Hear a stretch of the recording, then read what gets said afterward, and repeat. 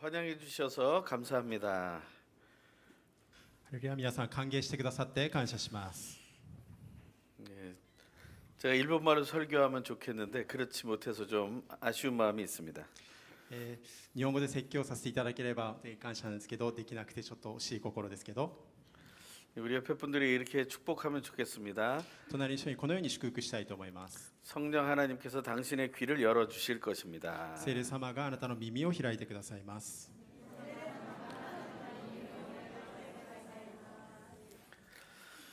오늘은 기쁨에 대한 얘기를 하려고 합니다. 今日は喜びについてお話ししたいと思います。 성령의 9가지 열매 중에 두 번째 열매입니다. 御霊の実の2つ目の実ですね。 하지만 성령의 9가지 열매는 하나라고 얘기합니다. しかしこの御霊の実は一つであるとも言っています。 왜냐하면 헬라어 원어 성경에 단수 동사를 쓰고 있기 때문입니다. なぜならこれは言語をたどってみると単数名詞を使って単数動詞を使っているからです。 저는 열매의 모양을 생각하기 전에 열매의 맛을 생각했습니다. 私はこの御霊の実の形を想像する前にその味を想像してみました。 어떤 열매의 이름은 오미자인데요. とあるこの実の名前オミジャゴミシという実がありますけど、 거기는 5가지 맛이 난다 그러죠. その実はなんと5つの味がすると言われています。 그럼 성령의 열매는 어떻게 부를 수 있을까요? じゃあこの聖霊の実はどのように表現することができるでしょうか。 저는 구미자라고 부르고 싶습니다. じゃあこのオミジャが5つの味なので9の味クミジャと呼んでみたいと思います。 9가지 맛이 동시에 나면 어떤 느낌일까 하는 생각을 해보는 거죠. 9種類の味が一気にしたらどうなるんだろうと想像してみるわけです。 사랑과 희락과 화평, 오래 참음, 자비, 양선, 충성, 온유, 절제라는 맛이 동시에 드러나는 거죠. 愛、喜び、平安、寛容、親切、善意、誠実、柔和、自制、そういった味が一度にやってくるわけです。 그 중에 오늘은 기쁨의 맛에 대한 얘기를 하려고 합니다. そのうち今日は喜びについて、その味についてお話ししたいと思います。 근데 기쁨이라는 말은 저에게 매우 부담스러운 말입니다. 実はこの喜びという味は私にとってちょっと心が重くなるものです。 왜냐하면 기뻐하고 싶지만 항상 기뻐할 수 없기 때문에 그런 것이죠. なぜなら喜びたいのにいつも喜ぶことが難しいからです。 제가 동경 온누리에서 설교할 수 있는 기회가 있다는 소식을 듣고 마음에 기쁨이 생겼습니다. 私は東京塗り教会でメッセージを語らせていただけると知ってですね、心に喜びが湧き上がってきました。 하지만 그것을 기쁘게 표현하지 못했습니다. しかしその喜びをうまく表現ができなかったんです。 왜냐하면 지금 서울에 있는 교회에서는 새로운 프로젝트가 크게 지금 시작하는 날이기 때문에 그렇습니다. なぜならソウルにある教会では大きなプロジェクトが始まるその日だからです。 온케어라는 프로그램이 시작돼서 간사들이 굉장히 바쁜 날이에요. オンケアというプログラムが始まってとても忙しい日なんです。 근데 제가 그 주일에 여기 와 있으면서 너무 간사님들한테 동경 가서 난 너무 기쁘다 이렇게 얘기하기가 어려운 거죠. とても忙しい幹事さんにその日にですね、私は日本に行けて嬉しいとなかなか表現をすることは難しいわけです。 마음속의 기쁨은 하나도 줄어들지 않았는데 표현하기 어려웠다라는 것입니다. 心の中の喜びが減ったわけではないんですけれども、それを表現するのが難しいということなんです。 저는 여러분 안에도 그런 모습이 있다고 생각합니다. 私は皆さんのうちにもそのような姿があるのではないかなと思っています。 우리 안에 기쁨이라는 것이 남아 있는데도 표현하지 못하는 삶을 살게 된다는 것이죠. 喜びが心の内に残っていてもそれを表現できないそのような人生を送っているということです。 그것 때문에 매우 힘든 성경 구절이 하나 있죠. そのことのゆえに読むのがとても心が重くなる御言葉があります。 그 구절은 데살로니가전서 5장 16절의 말씀입니다. 第一テサロニケの5章16節の御言葉です。 아주 짧은 구절인데 항상 기뻐하라는 것입니다. 短い御言葉ですが、いつも喜んでいなさいという御言葉です。 항상 기뻐할 수 있습니까? 皆さんいつも喜んでいられるでしょうか。 그러면 좋겠습니다. そうでありたいと願います。 하지만 항상 기뻐하기 어렵다는 걸 알고 있습니다. でもいつも喜ぶことは難しいと私たちは知っているんです。 그런 현실을 맞이하면서 저는 이런 질문을 해보는 거죠. そのような現実を前にしてこのように私は質問してみるんです。 지금 내가 기쁨을 누리지 못한다면 나는 실패한 것인가? 今私が喜んでいられないということは私は失敗者なんだろうか。 사도 바울은 항상 기뻐하라고 그랬는데 パウロはいつも喜んでいなさいと言ったにもかかわらず 나는 지금 기뻐하지 못하니 나는 실패한 것이다. 私は今喜んでいないということは私は失敗したのだろうか 그런 생각을 하게 되는 거죠. そう思ってしまうわけです 실패가 계속 많아지면 어떻게 될까요? 失敗が続くとどうなるでしょうか 기뻐하는 것 자체를 두려워할 수도 있게 됩니다. 喜ぶことを恐れるようなことにもなってしまいます 하지만 성경은 계속해서 기쁨을 얘기하고 있기 때문에 しかし聖書はいつもこの喜びを語っているので 우리는 이런 생각을 또 하게 됩니다. また私たちはこのように思うわけです 다시 기쁨을 회복하려면 나는 어떻게 해야 되는가?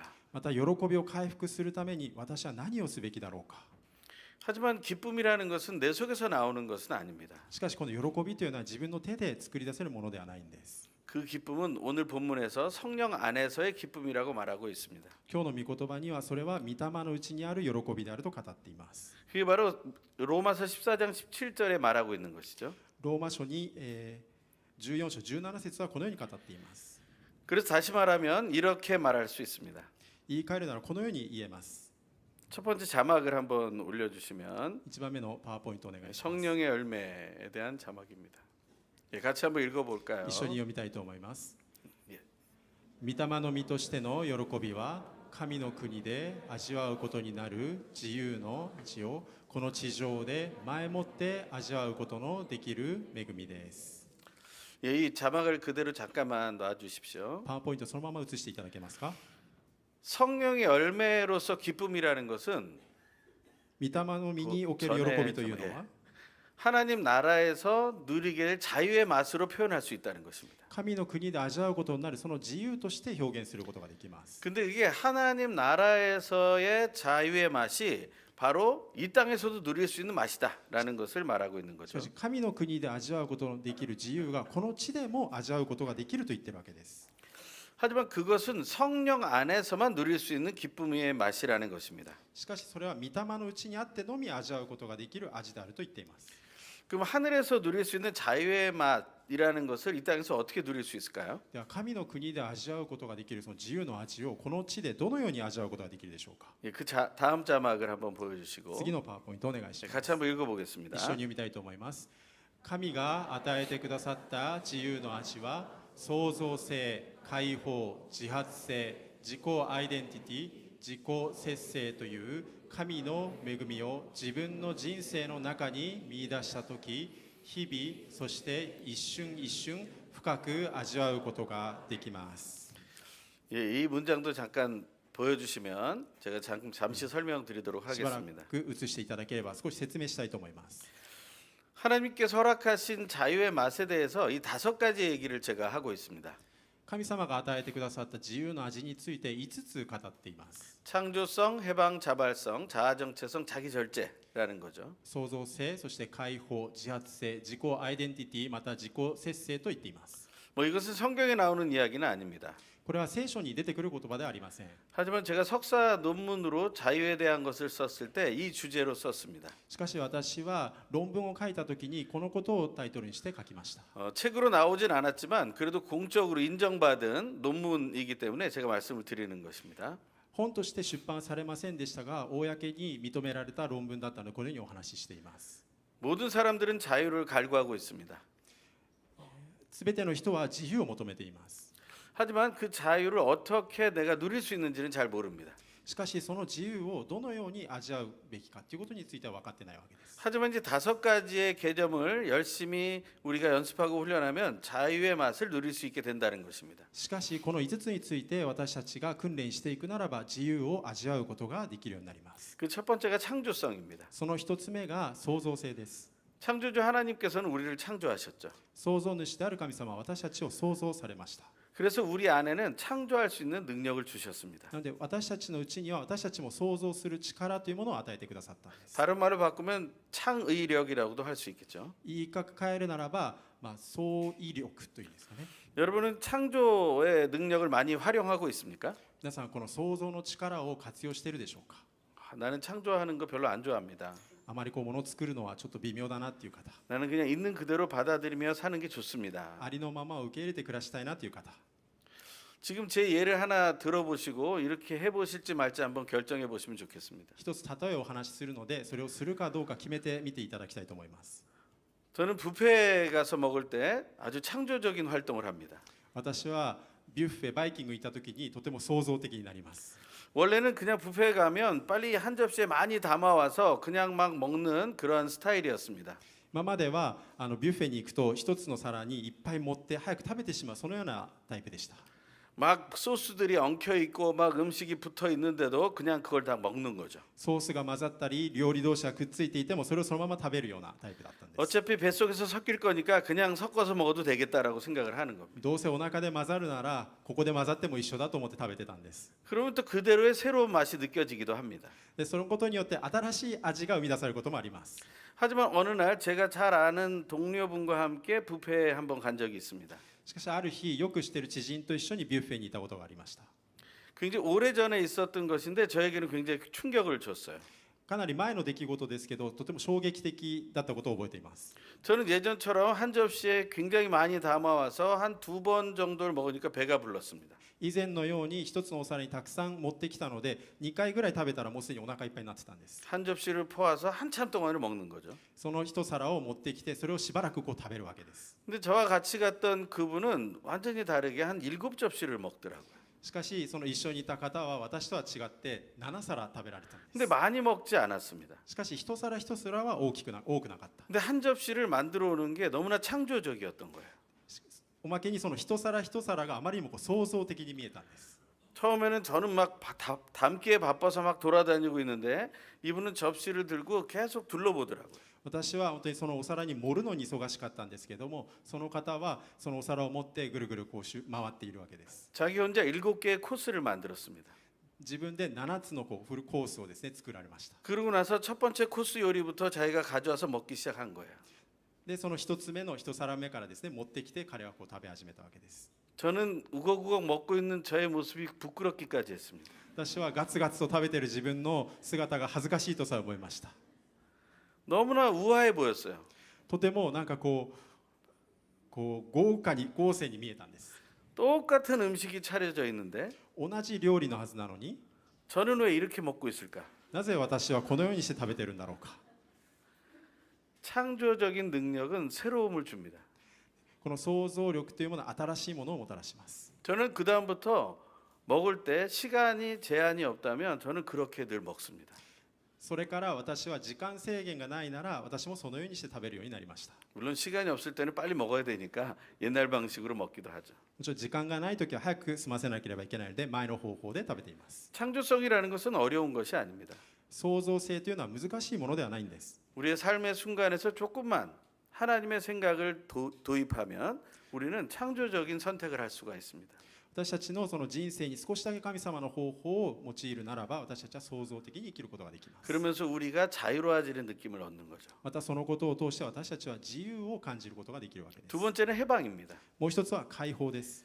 우리가 어떤 영이 눌리고 있는지, 私たちがどのような領域において霊が抑圧されているか、 우리의 마음이 눌리고 있지는 않은지, 心がこう抑圧されていないか、 우리의 몸은 혹시 질병으로 인해서 괴로워하고 있는 것은 아닌지, 自分の体は病によって大変さを覚えていないか、 우리의 관계들은 또 눌리는 관계는 아닌지, またこの人間関係のうちにもこう抑圧されるような関係はないか、 또 내 환경들은 나를 지배하고 있는 것은 아닌지, また自分の環境が自分を支配していないか。 하나님 앞에서 그곳에서의 해방을 기도할 수 있어야 됩니다. 神様に対してそのことにおける解放を祈れなければいけません。 우리 가족들이, 교우들이 또한 수련들이 서로를 위해서 기도해 줘야 됩니다. 家族がまた教会の皆さんが旬のメンバーがお互いのために祈らなければいけません。 그래서 한 사람이 해방이 되면 그는 자유로움을 체험하게 됩니다. そこで一人が解放されるならばその自由というものを皆が味わうことができます。 또 하나는 자발성이라는 것입니다. もう一つは自発性というものです。 이것은 자기가 하고 싶은 것을 하는 것이죠. これは自分がしたいことをするということです。 하루를 살면서 하고 싶은 것을 얼마나 하고 계십니까? 皆さん一日を生きながら自分がしたいことをどれほどして生きているでしょうか。 나는 하고 싶은 걸 하나도 할 수가 없어. 私はやりたいこと一つもできてないな。 근데 그 생각은 지금 하고 싶어서 하시는 것 아닙니까? でもそれは言い換えるならば何かをやりたいということじゃないでしょうか。 여러분이 지하철을 탈 때, 버스를 탈 때 내가 어떤 것을 타겠다라고 결정하는 것, 그것도 자발적인 것 아니겠습니까? 皆さんが交通機関を利用するときに電車かバスか何を乗ろうかというのを決めることもそれも自発性と言えます。 많은 상품이 놓여져 있는 그러한 상점에 가서 물건을 고를 때도 그것이 여러분이 하고 싶은 대로 하는 것 아닙니까? 多くのものが売られているお店に行って何を買おうかというものも皆さんがしたいようにしているということなんです。 우리는 매우 작은 것에서 내가 스스로 하고 싶은 일들을 하고 살고 있습니다. 実は私たちは小さなことにおいて自分がしたいことをして生きているんです。 그 자유를 모은다면 하루에 굉장히 많은 자유를 누리고 있다는 사실을 알게 되실 겁니다. そういった自由を集めていくならば実は大きな自由を味わいながら生きているということに気づかされます。 그리고 하루를 돌아보면 아, 나는 자유로운 인생을 살았구나라는 사실을 발견하게 되는 거죠. また一日を振り返るならば私は自由な一日を送ったなということが気づけるわけです。 내가 하기 싫은 일에 너무나 집착하다 보면 우리는 내가 하고 싶은 일을 하고 산다는 것을 잊어버리게 됩니다. 私たちがあまりにも現実に固執するならばやりたいことをやっているということに気づけません。 지금 나는 자유를 누리고 있다는 사실에 기뻐하길 바랍니다. 今自分は自由を謳歌しているということに喜んでいただきたいと思います。 네 번째는 자아 정체성에 대한 얘기입니다. また4つ目は自己アイデンティティ、自分のアイデンティティについての話です。 내가 누구인가를 아는 것이 중요하죠. 私が誰なのかということに気づくことが大切です。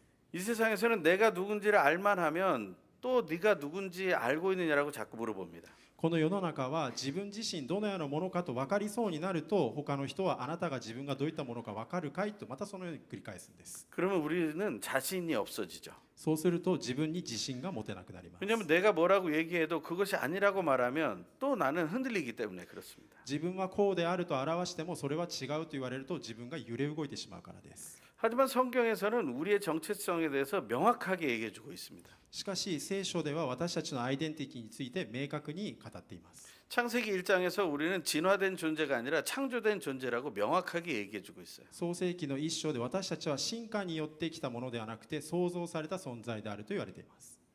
또한 성경에서는 우리는 하나님의 아들, 딸이라고 명확하게 또 말하고 있습니다. また聖書では私たちは神の子供であると明確に語っています。 또 모세 오경을 통해서 바라볼 수 있는 것은 우리는 하나님의 군사라는 정체성을 가지고 있습니다. またモーセ五書を通して私たちは神の勇士であるとも語っています。 예수님께서는 산상수훈을 통해서 모여 있는 사람들에게 너희는 세상의 소금이다, 너희는 세상의 빛이다라고 정체성을 명확하게 말씀해 주셨습니다. イエス様は集まっている人々に対して世の塩でありまた光であると明確に語られました。 그리고 제자들을 부르면서 그 정체성에 대해서 너희는 사람을 낚는 어부가 될 것이라고 또한 명확하게 말씀해 주셨어요. また弟子たちに対しては人を取る漁師であるとも明確に語っておられます。 이보다 더 중요한 정체성이 무엇이 있겠습니까? これよりも重要なアイデンティティがどこにあるでしょうか。 우리는 결코 흔들리지 않는 정체성을 하나님께로부터 부여받은 사람들입니다. 私たちは決して揺れ動かされることのないそのアイデンティティを神様からいただいた存在です。 그래서 자신감 있게 살 수 있는 것이죠. なので私たちは自信を持って生きることができるんです。 이 세상에서 얻게 되는 어떤 직함이나 어떤 경력이나 어떤 능력으로 인해서 자신감을 얻는 그런 마음들은 이제 내려놓으십시오. この世がもたらす肩書きやまた能力や賞賛といったもので自己肯定感を持つことはもうやめましょう。 왜냐하면 그것은 우리를 붙잡아 줄 수 없기 때문에 그렇습니다. なぜならそういったものは私たちから離れていくからです。 언젠가는 그 직임을 잃어버리게 될 것이고 いつかそれらを失うことになり 어쩐 때는 그 능력이 사라질지도 모릅니다. ある時はその力が去っていきます。 또 어떤 순간에는 우리가 어떤 것에서도 필요 없는 존재가 될지도 모릅니다. またあるところで私たちは必要とされない存在になることさえあるんです。 그때야 비로소 우리의 정체성을 또 찾으려고 한다면 그것은 얼마나 어려운 일이 되겠습니까? そういった時ごとに私たちの正体アイデンティティを探し求めるならどれほど大変な人生になるでしょうか。 성경에서 말하는 나의 정체성을 붙잡고 살아가십시오. 皆さん御言葉の言うアイデンティティを掴んで生きていってください。 그러면 그 정체성이 우리를 자유롭게 할 것입니다. ならそのアイデンティティは私たちを自由にしてくれま 마지막 す。 다섯 번째는 자기 절제라는 자유의 맛입니다. 最後ポイントは自己節制というポイントです。 이것은 다른 말로 표현하면 성경적 자율성이라는 말로 표현됩니다. 言い換えるならば聖書的自立性ということができます。 어떤 사람은 이게 말이 안 된다고 얘기하는데요. ある人はそれは間違っていると言いますが、 왜냐하면 자율성이라는 단어는 인본주의의 상징적인 단어이기 때문에 그렇습니다. なのでその自律性というのは人間的なあまり表現だからです。 인본주의는 하나님을 배격하는 것이죠. その人間的というのは神様とは反しているものです。 그런 상황에서 하지만 성경이 그 사람, 그 죄인 같은 그 존재를 사로잡게 된다면 그는 바르게 변할 수 있다라는 것입니다. しかし聖書がその罪人を使うならばその人は正しくされていくことができます。 이 성경적인 자율성을 다른 말로 표현한 것이 자기절제입니다. 聖書的な自律性を言い換えるとそれは自己節制ということです。 이거는 성령의 9가지 열매 중에 마지막 열매이기도 하죠. それは御霊の9つの実のうち最後の実でもあります。 사도 바울은 이 자기절제에 대한 얘기를 하면서 이렇게 표현합니다. 使徒パウロは自分の自制についてこのように語っています。 나는 자유인이지만 스스로 종이 된 존재이다. 私は自由であるが進んでしもべとなったものである。 이 하늘에서 허락하신 이 자유의 맛을 이 5가지의 의미로 깊이 있게 누릴 수 있게 되길 간절히 소망합니다. 여기 하나님께서 허락하신 이 자유의 5가지 맛을 우리의 삶에서 모두 누리길 원합니다. 神様が許されたこの5つの味を私たちの人生において全て味わっていただきたいと思います。 제가 앞부분에 이 자유의 맛 그것이 바로 기쁨의 맛이다라는 이야기를 드렸습니다. 私が最初の方でですね、この自由の味というのが喜びの味であるとお伝えしました。 예, 맛에 대해서 얘기할 때 일본을 빼뜨릴 수 없을 것 같습니다. この味を語るときに日本を外すことはできません。 맛의 진심인 나라라고 알고 있습니다. こう味に本当に味を求める国だと思っているからです。 한국도 요즘 못지 않습니다. 韓国も負けていないんです。 맛의 진심인 시대를 살아가고 있습니다. 味に本気なそのような時代を生きています。 아주 중요한 용어가 있는데 맛집 투어라는 용어입니다.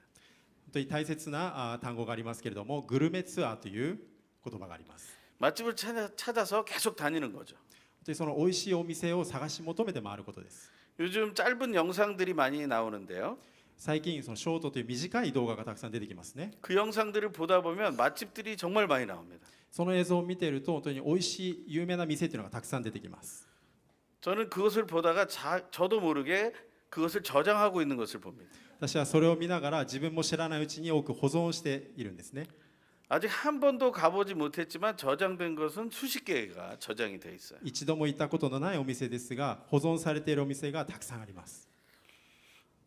제가 기쁨에 대한 얘기를 해야 된다라는 생각을 하면서 이 맛에 대한 연결을 하면 좋겠다라는 생각을 하게 됐습니다. この喜びについて語ることを準備するうちに、この味と結びつけてみてはどうだろうかと思いました。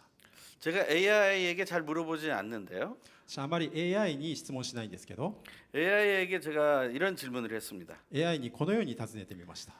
일본 사람들이 맛의 단계를 어떻게 설명하고 있는지 알려줘라고 질문했습니다. 日本の人がその味の段階についてどのように説明しているか教えてほしい。 근데 굉장히 여러 단계를 보여줬는데 축소해서 하면 3단계라고 얘기해 줬습니다. たくさんの段階があると教えてくれたんですけども、それをまとめると3段階になると教えてくれました。 자막을 한번 보여주시면 パワーポイントを見せていただけますか。 첫 번째 맛은 기본 맛입니다. 一つ目は基本の味です。 달고 짜고 시고 쓰고라는 맛입니다. 甘くてまたしょっぱくてまた酸っぱい。 그것이 이 기본 맛인데요. 이 기본 맛은 우리가 언제나 느낄 수 있는 맛이고 이 기본 맛은 혀의 지도에서 금방 찾아볼 수 있습니다. だからこの基本的な味というのはいつでも私たちが味わうことができて、また下のその地図というか下の構造でそれを明らかにすることができます。 뭔가가 입으로 들어가지만 사실은 가장 먼저 만나는 것은 혀입니다. 何かを食べたときにその食べ物と一番最初に出会う期間は私たちの舌です。 혀의 앞쪽 끝에 부분에서 단맛과 짠맛이 느껴지죠. 舌の先の方で甘いまたしょっぱい味を感じ取り、 그리고 혀의 양옆에 넓은 부분에서 신맛이 느껴집니다. またこの舌の両側の広い部分で酸っぱい味を感じ取ります。 그 혀의 안쪽 끝쪽에서 쓴맛을 느끼게 되는 거죠. また舌の奥の方では苦味を感じ取ります。 이것을 어떤 사람이 연구하고 혀의 지도를 그려놓은 것입니다. このことについてとある人が研究をして舌の地図というものを作成しました。 이런 것을 기본 맛이라고 합니다. このことを基本の味というふうに言っています。 근데 일본에는 그보다 뛰어난 맛이 하나 있더라고요. しかし日本にはこの基本の味よりもさらに優れた味がありました。 그게 바로 감칠맛이라는 거였는데요. それがうまみというものです。 예, 우마미라고 하더라고요. 그런데 그 감칠맛이라는 것은 네 가지 맛으로 표현할 수 없는 맛이라는 거예요. そのうまみというのは4つの味では表現できない味だというんです。 이제 이 부분에서 요리를 잘하냐 못하냐 또 미식가냐 그렇지 않느냐의 차이가 온다고 얘기하고 있습니다. またこのうまみを通して本当にその味を知っている人であるか美食家であるかっていうことが分かれるわけです。 그다음에 나오는 게 최고의 맛들은 여러 단계가 있었는데 그것을 하나로 묶어본다면 궁극의 맛이라는 것이었습니다. その後の最上の味というものいろいろな段階があったんですけれども、まとめるならば究極の味という段階があります。 이 궁극이라는 말은 너무나 놀랍지 않습니까? さあこの究極という味をなんか驚きですよね。 도대체 얼마나 맛있으면 궁극의 맛이라고 할 수 있을까? どれだけ美味しいからこの究極という言葉を使ったんでしょうか。 그 만화나 영화를 본 적이 있습니다.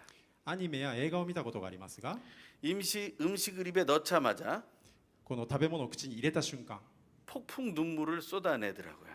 滝のように涙を流していました。 그러면서 궁극의 맛이라는 표현을 하는 것을 보았습니다.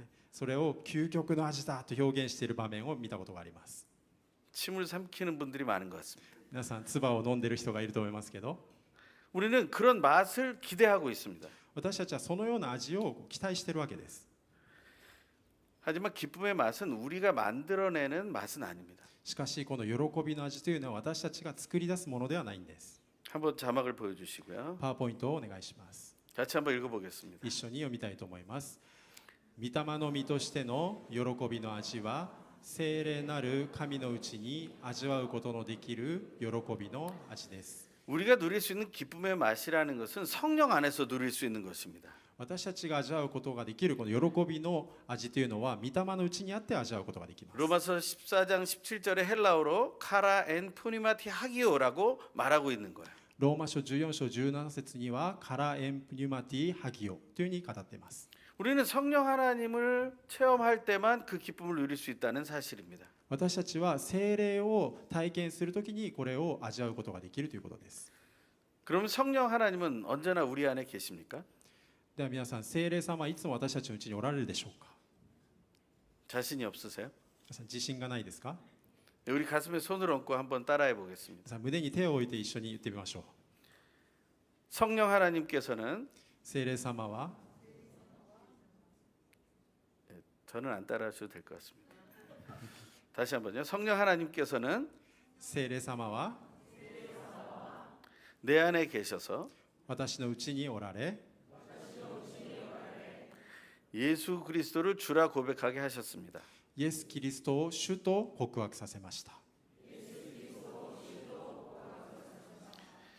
예수님이 내 안에 계시는 이상 イエス様がうちにおられる以上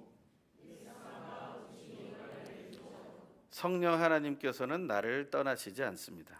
聖霊様は私から離れることがありません。 아멘. アメン。 성령 하나님은 우리를 떠나지 않으십니다. 聖霊様は私たちを離れられないんです。 그렇기 때문에 우리는 항상 기뻐할 수 있는 거죠. なので私たちはいつも喜んでいることができます。 기쁨을 회복할 수 있는 방법은 성령 하나님께로 돌아가는 것입니다. 喜びを回復する方法は聖霊様に立ち返るということです。 그럼 우리는 성령 하나님께로 어떻게 돌아갈 수 있을까요? じゃあどのようにして聖霊様に戻ることができるんでしょうか。 세 가지 맛의 단계를 통해서 제가 방법을 알려드리려고 합니다. 3つの味の段階を通してお話ししたいと思います。 1번 자막을 올려주십시오. 1番目のパワーポイントお願いします。 그 다음 자막입니다. その次のパワーポイントですね。 그 다음. またその次です。 네, 같이 한번 읽겠습니다. 一緒に読みたいと思います。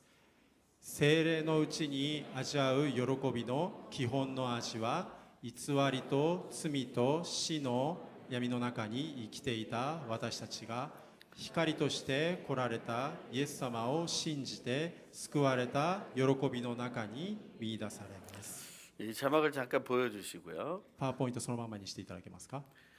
우리는 사실은 기쁨의 맛을 제대로 못 느끼던 사람이었습니다. 私たちは実は喜びの味を正しく味わえなかったものだったんです。 이 세상에 주는 대로 그것을 내가 그냥 받아들이고 살았던 거죠. この世が与えるものをそのまま受け取って生きてきました。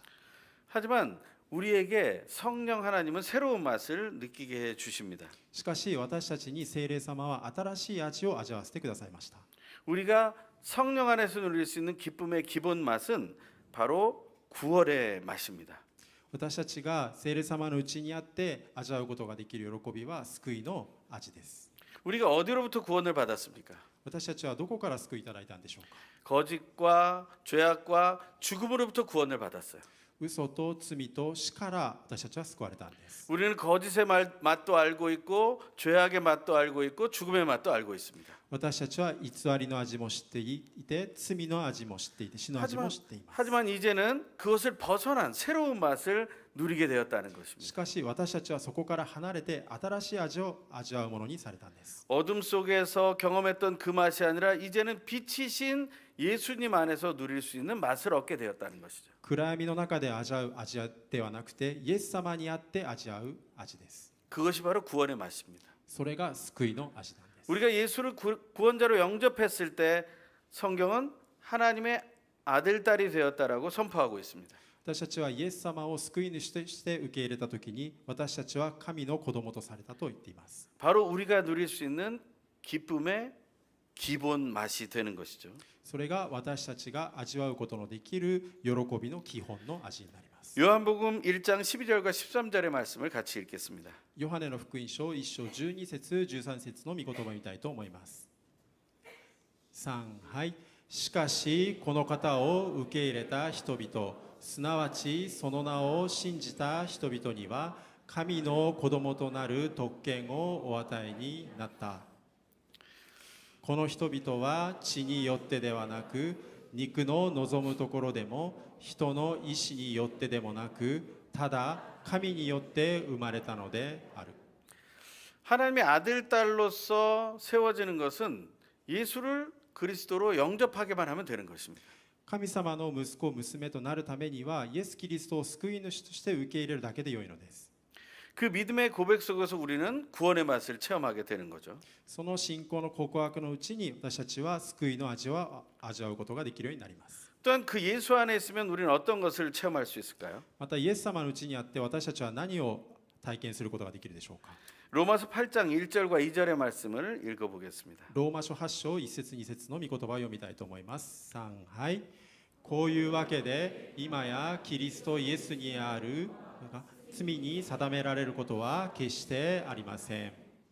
なぜならキリストイエスにある命の御霊の律法が罪と死の律法からあなたを解放したからです。 우리가 거짓과 죄와 죽음의 어둠 속에 사로잡혀 있었지만 하나님께서는 예수 그리스도를 통해서 생명과 성령의 법으로 우리를 해방시켰다라고 말하고 있습니다. 私たちは罪と死にとらわれていたものでしたけれども聖霊様にあって私たちを解放してくださったとイエス様は言っています。 이것이 바로 우리가 누리는 기쁨의 기본 맛, 바로 구원의 맛인 것이죠. それが私たちの味わう喜びのその基本の味ですね。贖いの味です。 2번 자막을 보여주시면 좋겠습니다. 2番目の字幕を見たいと思います。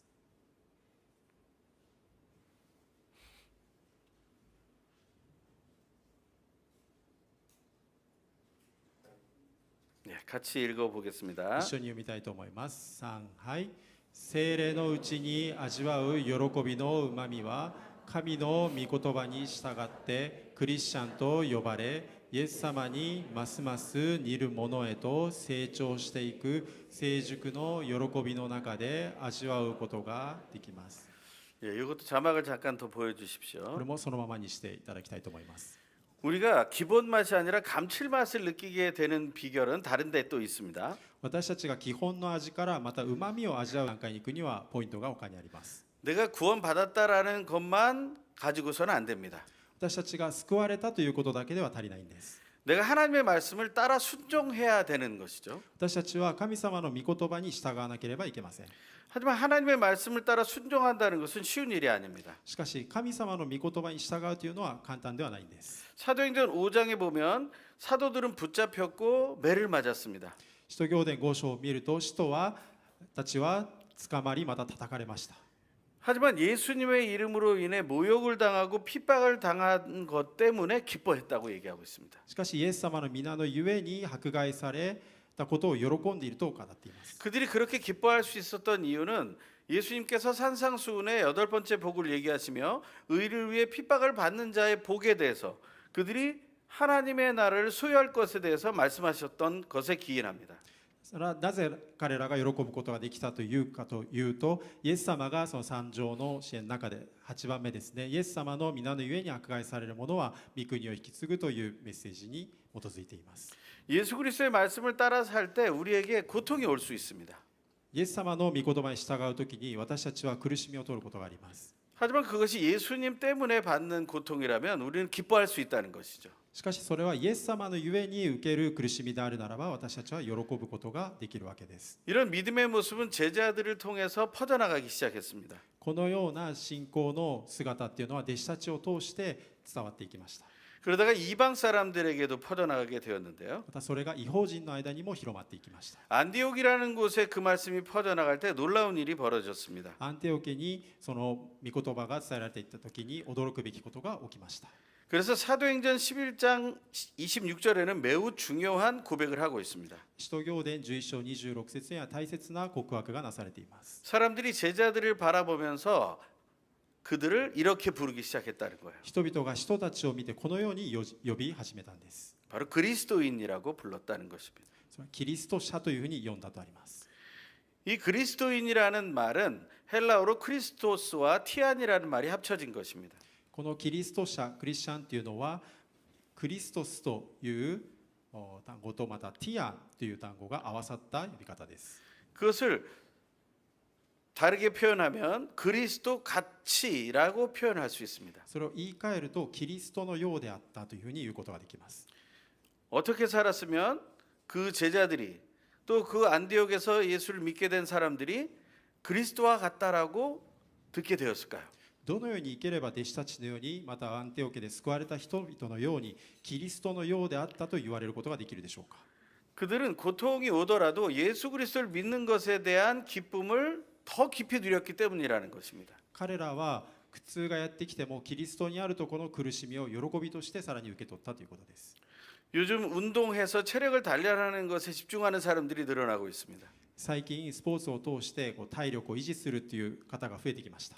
과하면 안 되겠지만 어느 정도 그것에 집중하는 것은 좋다고 생각합니다. やりすぎると良くないですが、ある程度はそれはいいことだと思っています。 그들은 훈련을 하면서 그게 고통스럽다는 사실을 알고 있습니다. そのトレーニングが苦しいものだということを彼らは知っています。 먹는 것도 조절하고 食べるものも減らして、 운동량도 조절하고 また運動の量も調節して、 자기의 모든 일정을 조절합니다. また自分のこのスケジュールをそれに合わせて調整します。 하지만 결국에 자기의 변화된 몸을 보면서 기쁨을 느끼게 되는 거죠. しかし体に起こってくるその変化を見て彼らは喜ぶわけです。 육체에 대한 부분이 그렇다면 우리는 우리의 믿음에 대한 부분을 그렇게 조절할 수가 있습니다. その肉体においてそうであるならば、私たちもその信仰においてもそうすることができます。 우리는 그리스도의 사람이라고 불리기에 적합할 수 있을 때까지 최선을 다해서 하나님의 말씀을 따라가야 합니다. 私たちはクリスチャンと呼ばれることに本当にクリスチャンと呼ばれるようなものにふさわしいものになるために、私たちは御言葉に従い続けていかなければいけません。 그것을 위해서 우리는 한 영혼을 구원하기 위해 십자가에 못 박혀 죽으신 예수 그리스도를 닮아가야 하는 것이죠. そのことを通して一つの魂を救われるために十字架にかかれたイエス様の似姿に近づいていくんです。 세 번째 자막, 3번 자막을 보여주십시오. 3番目のパワーポイントをお願いします。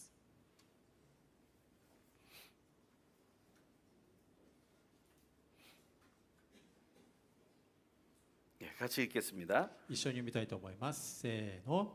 聖霊のうちに味わう喜びの究極の味は、イエス様と共に歩み続けた後に迎える最後の日のその先、神の国において存分に味わうことになる喜びによって完成されます。 예, 이 궁극의 맛이라는 것은 마지막 날 후에 맞이하게 되는 맛입니다. この究極の味というのは最後の日のその先で味わうものです。 하지만 그 마지막 날을 맞이하기 전에 우리가 해야 될 것은 예수님과 동행하는 삶을 사는 것입니다. しかしその最後の日を迎える前に私たちがしなければいけないことはイエス様と共に歩むということです。 예수님과 동행할 수 있는 그런 근거가 있으십니까? さあイエス様と共に歩むというそのような根拠をお持ちでしょうか。 예수님의 가치를 우리가 어떻게 인정하느냐에 따라 달라집니다. イエス様の価値を私たちがどう認めていくかによって変わってきます。 이런 찬송가의 고백이 있었습니다. このような賛美の告白がありました。 주 예수보다도 귀한 것은 없네. 主イエスよりも尊いものはない。 어떻게 그런 고백이 나의 고백이라고 믿으십니까? そのような告白が自分の告白だと皆さん言えるでしょうか。 이 세상 어떤 것보다도 가장 귀한 분이 예수라는 믿음을 갖는다면 우리는 그 예수와 동행할 준비가 된 것입니다. この世の何よりも尊い方がイエス・キリストであると私たちが信じるならば、私たちは共に歩む準備ができていると言えます。 내가 중요하다고 여기는 모든 것을 내어놓을 수 있을 만큼 존귀한 분이 예수님이라고 믿는 것이죠. 私が大切に思っているあらゆることを下ろすことができるほどにイエス様は尊い方であると思うということです。 마태복음 13장 44절에서 46절에는 하나님의 나라에 대한 비유가 나옵니다. マタイの福音書13章44節から46節には神の国に対する例えが出てきます。 같이 한번 읽어보겠습니다. 一緒に読みたいと思います。3、はい。天の御国は畑にされた宝のようなものです。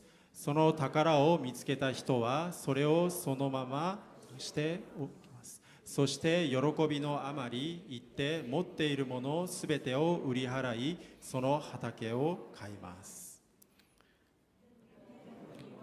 また良い真知を探している商人のようなものです。高価な真珠を一つ見つけた商人は行って持っていたものすべてを売り払い、それを買います。 하나님의 나라의 비유에서 매우 중요한 부분입니다. 神の御国の例えにおいてとても大切な部分です。 진짜 보물을 발견하고 나니까 자기의 모든 것을 팔아서 그 밭을 사고 그 진주를 샀다는 것이죠. 本当の宝を見つけたので自分のすべてのものを売り払ってその宝と真珠を買ったと書いてあります。 그는 그 밭을 사고 너무나 기뻤을 것입니다. その畑を買って喜んだと思います。 그 진주를 사고도 너무 기뻤을 것입니다. その真珠を買って大いに喜んだと思います。 하지만 그 밭의 보물의 가치가 드러나기 전까지는 아직 아무도 알지 못하는 것이죠. しかしその畑と宝石の価値に気づく前まではそのことを知らないわけです。 자기가 산 진주가 얼마나 가치 있는 것인지 아는 사람을 만나기 전까지는 그것은 아직 감춰진 것이죠. その真珠の価値がどれほどなのかということを分かってくれる人に出会うまではそれはまだ隠されている状態ということです。 하지만 그것을 산 사람은 그 가치가 알려질 때까지 자기는 그것과 같이 있을 것입니다. しかしその真珠を買った人はその真珠の価値を分かってくれる人と出会うまでその真珠と共にすると思います。 보물이 숨겨진 밭이 바로 예수 그리스도입니다. 宝が隠された畑、それがイエス・キリストです。 모든 것을 주고 산 진주가 바로 예수 그리스도이죠. すべてを売り払って買った真珠がイエス・キリストです。 우리는 그것을 지니고 마지막 날을 맞이하게 될 것입니다. 私たちはそれを握りしめて最後の日を迎えます。 그때 우리는 놀라운 기쁨을 맛보게 될 것입니다. その時私たちは驚くべき喜びを味わいます。 요한계시록 19장 6절에서 9절에 이러한 고백이 나옵니다. ヨハネの黙示録19章6節から9節にはこのような告白がされています。 같이 한번 읽어보겠습니다. 一緒に読みたいと思います。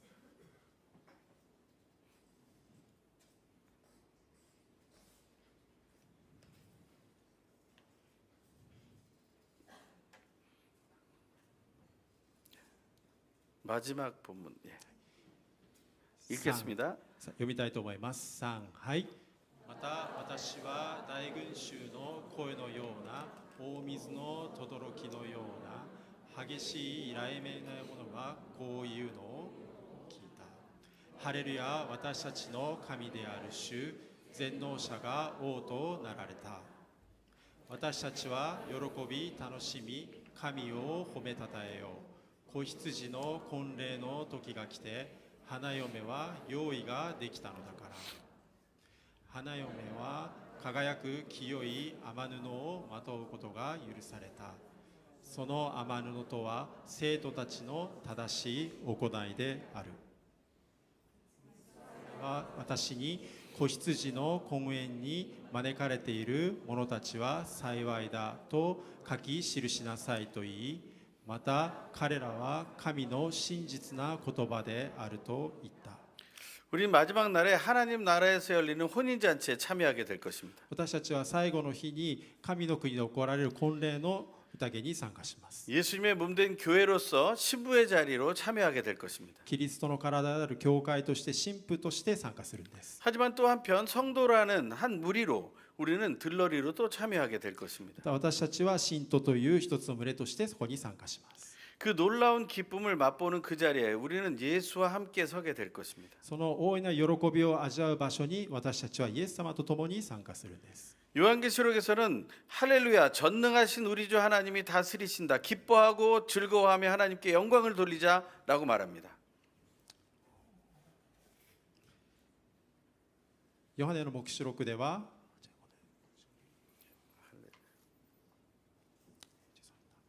6節ですね。ハレルヤ、全能なるハレルヤ、私たちの神である主全能者が王となられたと書いてあります。 거기서 기뻐하고 즐거워하며 하나님께 영광을 돌리라고 말하고 있죠. そこで喜び楽しみ神に栄光を返しすると書かれてあります。 이것은 억지로 기뻐하라는 선포가 아닙니다. それは無理やりそうしなさいという宣言ではないんです。 이런 찬송가가 있습니다. このような賛美があります。 구주를 생각만 해도 내 마음이 좋거든.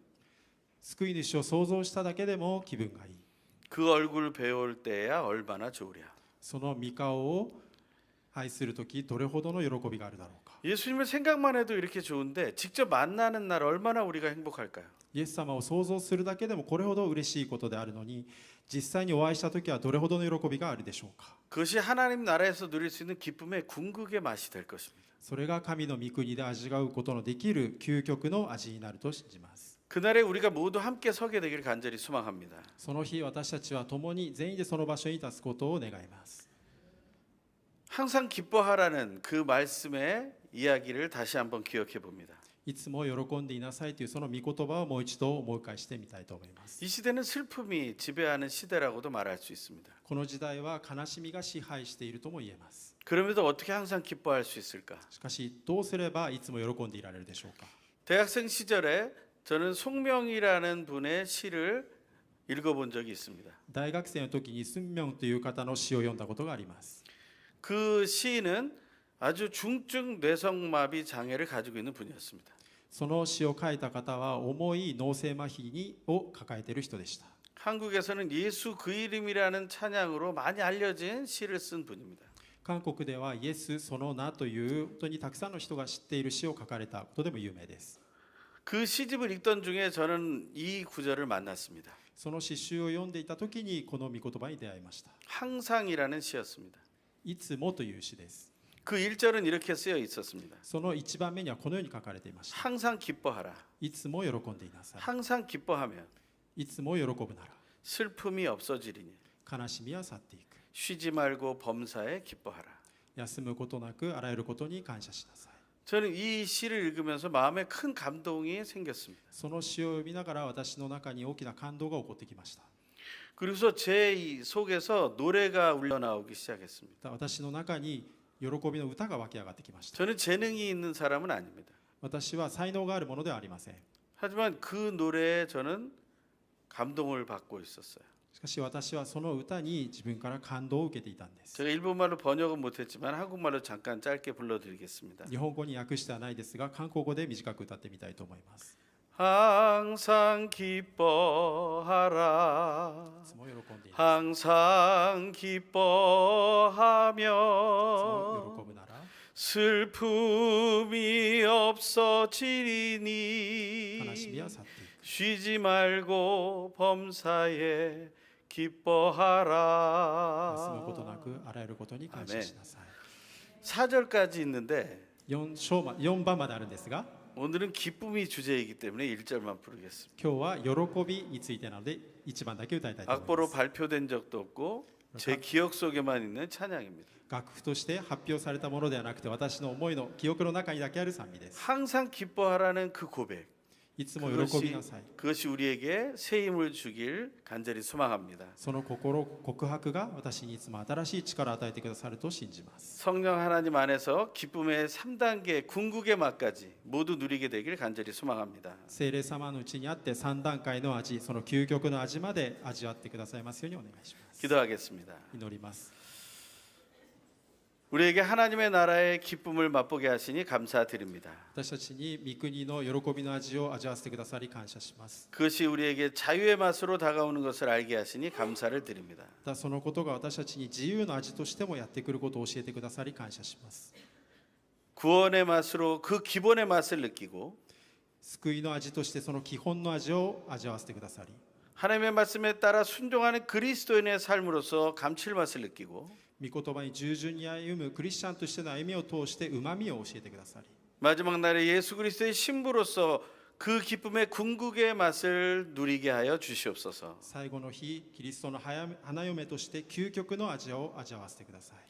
우리 기도의 응답이 되신 예수 그리스도의 이름으로 간절히 기도합니다. 祈りを聞いてくださるイエス・キリストの皆によってお祈りいたします。 아멘.